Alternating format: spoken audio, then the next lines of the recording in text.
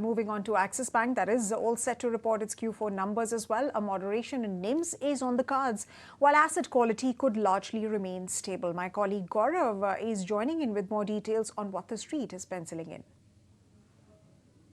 Well, yes, Axis Bank will come up with their Q4 updates, and if we look at the consensus estimates, now they are expecting 1.9% of a growth on a quarter-on-quarter basis in net interest income.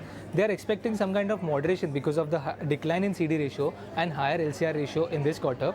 But apart from that, PPOP is expected to grow by 1.5%, and lastly, PAT is expected to grow almost by 2.4% on a quarter-on-quarter basis. Now, we actually cannot compare the YOY numbers because we saw that there was an expense, one-time expense in 4Q FY24 for Citi's India consumer business acquisition. But apart from that, if we look at the advances and deposits, now consensus is expecting advances to grow almost by 4.3% on a quarter-on-quarter basis, while deposits are expected to grow almost by 5.5%.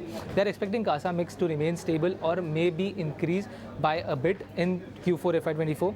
And if we talk about the net interest margin, based on all these data, NIMs are expected to decline almost by 10 bips on a quarter-on-quarter basis to 3.9%.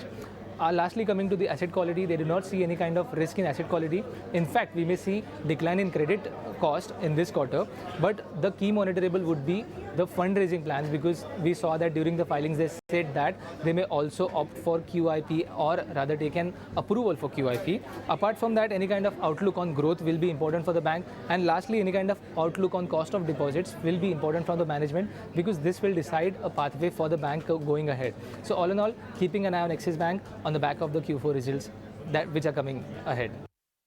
All right. If you like this video, then like, share and subscribe to ET Now.